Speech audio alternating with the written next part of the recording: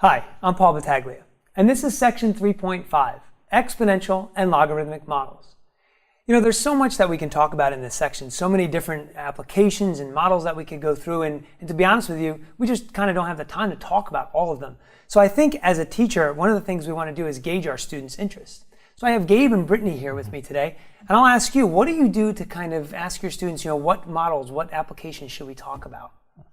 I like to survey my students either the day before we talk about this section or the day of, right before we start. And then what do you do with the information that you have from them? And then I pull examples from the book or somewhere else, that they're interested in. Okay, and it's a great idea because then we keep them motivated. So let's do this. Let's pick a couple things to talk about here so we can give teachers an idea of some activities they can run through, with their students.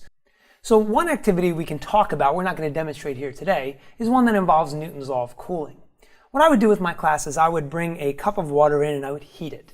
And I would use a wireless thermometer to try and kind of gauge the temperature as accurately as I could. So we'll start with an initial temperature of, let's say, whatever it turns out to be, let's make it up, say 175 degrees.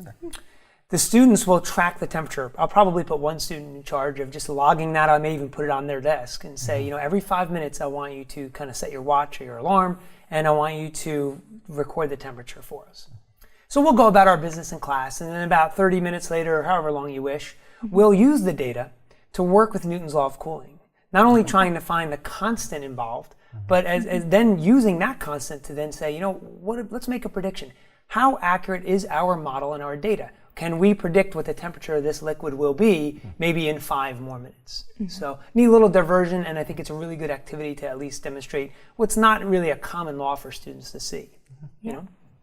Let's get to the exciting part. You've probably been sitting here the whole time wondering, can we eat this candy and what are we going to use it for, right? So let's use it first. Let's kind of explain the activity here.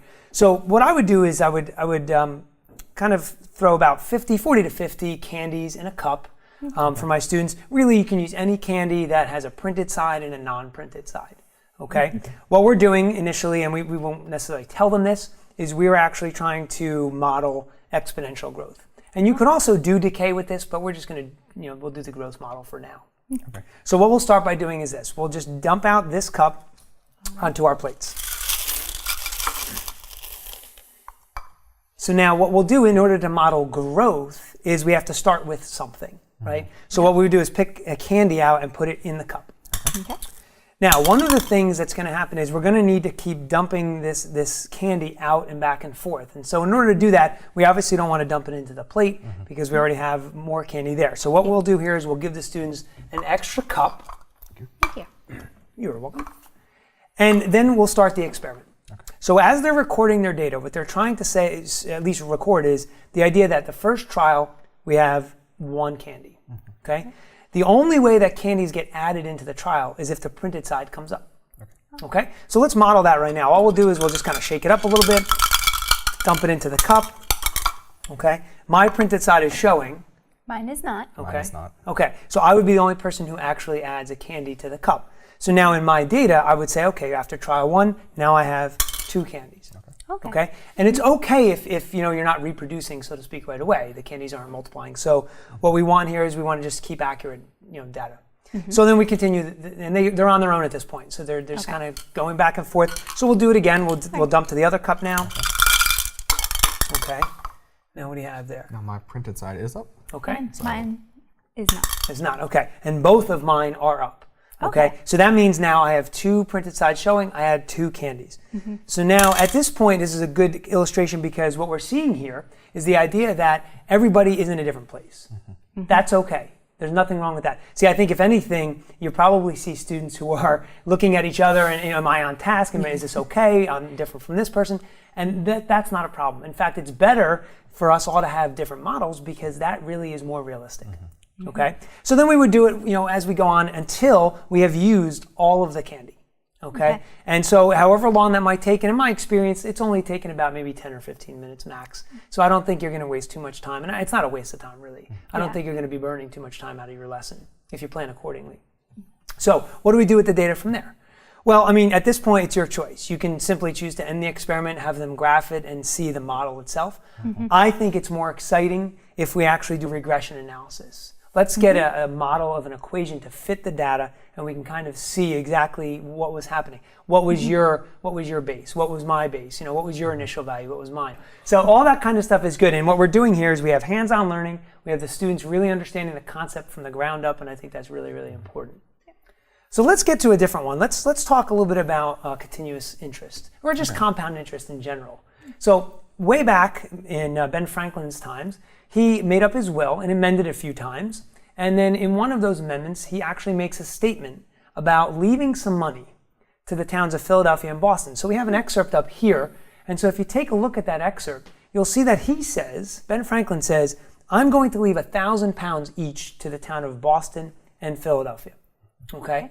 He then goes on to make a prediction. And he says, if you invest that, or if we invest that at 5% interest per annum for 100 years, it will grow to £131,000.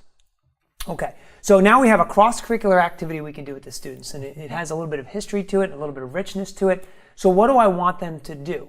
So I think what I'll ask them first is, was Ben Franklin telling kind of a tall tale, or was he accurate in his assessment? So the first thing I want them to do is read over his will, take a look at the prediction he makes, and then go figure it out. Use the compound interest formula to see if that £1,000 will actually grow to £131,000 at the interest rate of 5%, compounded once in a year and over 100 years. So we could simply end it there, or it would probably be a little bit more exciting if we went a little further. And that is, I think if we use a more realistic idea, like in today's terms, we say, well, what about if we compounded it continuously? What then would the amount be worth in 100 years? Now, there's one other interesting excerpt in his will that you have to look for. And so if you look carefully, you'll see that what Ben goes on to say is that when the time comes in that 100 years, he actually doesn't want that 131,000 released totally. He's going to release 100 and say, let's reinvest the 31,000. And what's interesting now is for students to take that 31,000 and say, well, now if we grow this for, let's say, another 100 years, we can even keep 5% interest, what will that be worth? Again, you choose. You want to do it once per year, you want to do compounded continuously, whatever you like. So these are just two things that you can do with your class. I think they're interesting tidbits. I think they're very different activities. And I think they really get the students thinking about exponential and logarithmic models in a new way. So I hope these tips have been helpful for you, and they have much success in section 3.5.